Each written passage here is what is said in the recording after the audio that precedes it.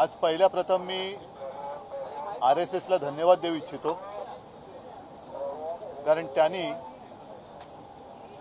औरंगजेबाच्या थडग्याचा विषय ज्यांनी काढला होता त्यांनाच त्या थडग्यामध्ये गाडलं। आपण आता जे काय चालले राज्यात त्याच्यावरती न बोलता या जुन्या कुठल्या तरी गोष्टींवरती बोलत राहायचं, त्याच्यावरनं दंगली घडवायच्या, याचा सगळ्यांना आता कंटाळा आलेला आहे आणि म्हणून मी RSSला मुद्दामून धन्यवाद देतोय।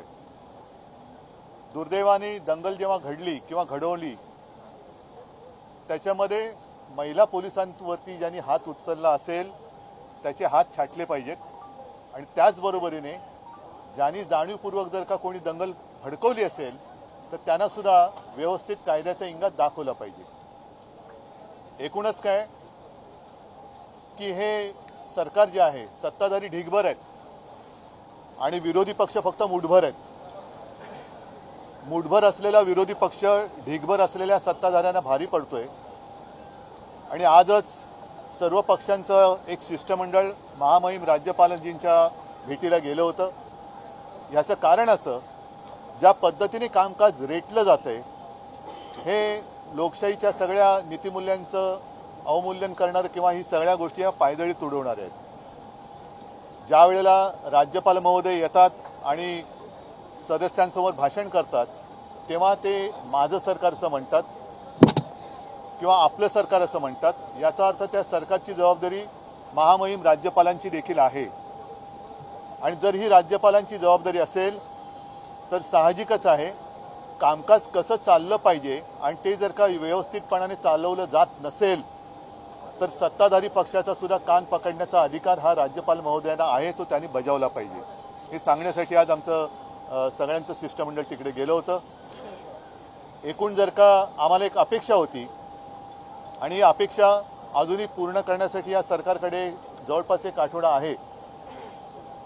हे बहुमताचं सरकार सत्तेत आल्यानंतर सर्वांना वाटलं होतं की आता आपल्या राज्यासमोरचे प्रश्न हे चुटकीनुसार सुटतील, म्हणजे शेतकऱ्यांची कर्जमुक्ती होईल, लाडक्या बहिणींना ताबडतोब 2100 रुपये मिळायला लागतील, खून बलात्कार इतर काही भ्रष्टाचार या गोष्टी थांबतील, पण तसं काही होताना दिसत नाहीये। योगायोग एक असा विचित्र दिसतोय की बऱ्याच वर्षांनंतर नागपूरमध्ये जातीय दंगल झाली। नागपूर, मी गेल्या वेळेला आपल्याशी बोललो होतो, त्याही वेळेला बोललो होतो, आज परत बोलतोय की RSSचं मुख्यालय आहे जिथे आता 30 तारखेला मला वाटतं पंतप्रधान भेट देत आहेत। गडकरींचा गड आहे, माननीय मुख्यमंत्र्यांचा तर तो होमपीच आहे। अशा या होमपीचमध्ये किंवा होमपीचवर जातीय दंगल घडवली गेली, जातीय दंगल झाली। औरंगजेबाचा थडगा आहे छत्रपती संभाजीनगरमध्ये, महाराष्ट्रामध्ये कुठेही त्याचे तसे पडसाद न उमटले नाहीत, पण नागपूरमध्ये घडलं। एका बाजूला अधिवेशन सुरू असताना, पंतप्रधानांची भेट तिकडे नियोजित असताना नागपूरमध्ये नेमकी दंगल कोणी घडवली हाही एक संशोधनाचा विषय आहे। नागपूरमध्ये दंगल घडते आणि त्याच अधिवेशनात, म्हणजे ज्या काळात ही दंगल घडली त्याच अधिवेशनात भारतीय जनता पक्षाचे आमदार एकूणच नगरविकास आणि ठाणे महापालिकेतला, ठाणे शहरातला भ्रष्टाचाराचा सगळा कारभार हा चव्हाट्यावरती आणतायत। म्हणजे नेमकं भांडणी दंगल आहे तरी कोणाची, हाही एक विचार करण्यासारखा विषय की याच्यामागे हा निव्वळ योगायोग आहे का की नागपूरमध्ये बऱ्याच वर्षांनंतर दंगल घडते आणि सत्ताधारी पक्षातलेच लोक हे ठाण्यातल्या आणि त्यांच्या नगरविकास खात्यातल्या भ्रष्टाचाराची सगळी लक्तरं बाहेर काढतायत। हा योगायोग हा सुद्धा एक पाहण्यासारखा आहे किंवा अभ्यास करण्यासारखा आहे। मला असं वाटतं की हे सरकार अपयश लपवण्यासाठी एक एक गोष्टी करायला बघतं आणि त्याच्यात ते अधिकाधिक अपयशी होत चाललेलं आहे। या सरकारच्या कारभाराचे धिंडवडे हे दिवसागणिक सगळ्यांसमोर येत आहेत आणि ते केवळ काहीतरी वेळ मारून न्यायची म्हणून यांचा हा कारभार चाललेला आहे। बाकी याबद्दल कदाचित मी येत्या काही दिवसात आणखीन विस्ताराने बोलेन, पण तूर्त मला असं वाटतं की आता तरी ही सगळ्यांची दिशाभूल करण्याचा जो काय प्रयत्न सुरू आहे, थडगी उकरायची, आणखीन काय काढायचं, या सगळ्या गोष्टी थांबून जनतेने तुम्हाला जर खरंच बहुमत दिलं असेल, ज्याच्याबद्दल संशय आहे, लोकच विचारतात की असं कसं झालं, पण जर का जनतेने खरंच बहुमत दिलं असेल तर ते बहुमत सत्कारणी लावा, कारण संधी परत परत मिळत नसते। संधी मिळालेली आहे तर त्याचं सोनं करा, त्याचा चिखल करू नका, एवढंच सत्ताधारी पक्षाला माझं म्हणणं आहे.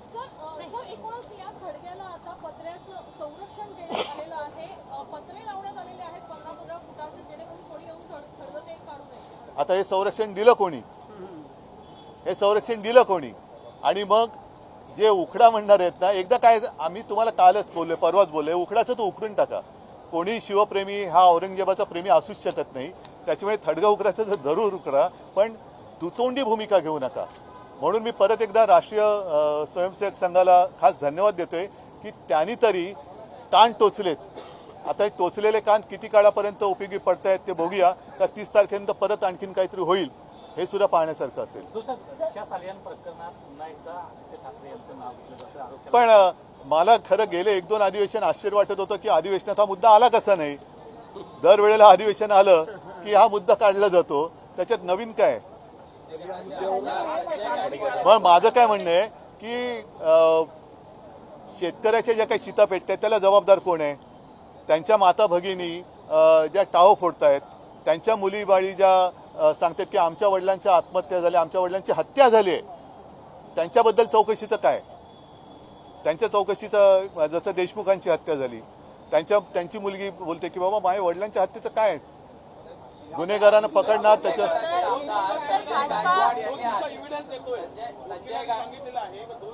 कोणी ठीक आहे ना, ठीक आहे ना, देऊ द्या ना, द्या ना, मग द्या. पण हा विषय कोर्टात चाललेला आहे, द्या ना कोर्टात काय ते ठीक आहे. संजय गावकर उद्या कुठल्या पक्षनेत्यांना विचारता? नाही त्यांनी चांगलं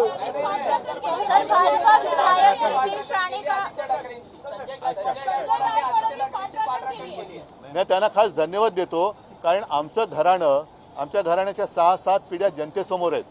त्याच्यामुळे या विषयात काही तथ्य नाहीये. दूर तक कोई असं ज्याला म्हणतो तसं काही दुरान्वयाने सुद्धा संबंध नाही. पण जर का राजकारण ह्या वाईट बाजूला न्यायचं असेल तर मग मात्र सगळ्यांचीच पंचायत होईल. कारण खोट्याचं जर का तुम्ही नायटा करणार असाल तर ते तुमच्यावरती बुमरँग होऊ शकेल, हेच या लोकांना मी सांगू इच्छितो. वो बकवास है, उसके बारे में मैं कुछ बोलना नहीं चाहता. काल देवेंद्र फडणवीस यांना मुलाखतीत एक प्रश्न विचारण्यात आला, एका वाक्यात उत्तर विचारण्यात आलं, शरद पवार आणि तुमच्या बाबतीत त्यांचं काय मत आहे असं विचारण्यात आलं. त्यावर ते असं म्हणाले की भरवसा नाही. ते गाणं होतं ना, कुठलं गाणं होतं ते? माझ्यावर भरोसा नाही काय? जरा जोरात बोला ना, माझ्यापेक्षा तू. माझ्यावर भरोसा नाही का असं गाणं होतं ते? हा, सोनू तुला माझ्यावर भरोसा नाही का असं विचारत आहे ना. म्हणून नाही ते गाणं जे होतं, मला वाटतं त्या गायिकेचा सत्कार सुद्धा तेव्हा देवेंद्र मुख्यमंत्री होते आणि वर्षावरती केला होता. सोनू मग तुझा माझ्यावर भरोसा नाही काय, म्हणून तुम्ही हा दुसरा घरोबा केलाय काय? वो बकवास लोगों को मैं जवाब नहीं देता.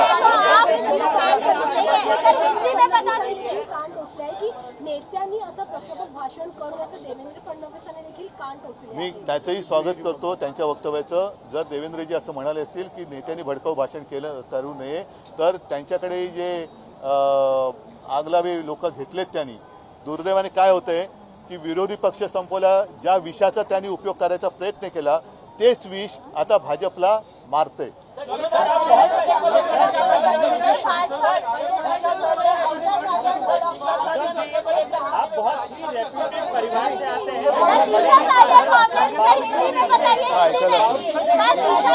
चला ठीक आहे, चला धन्यवाद.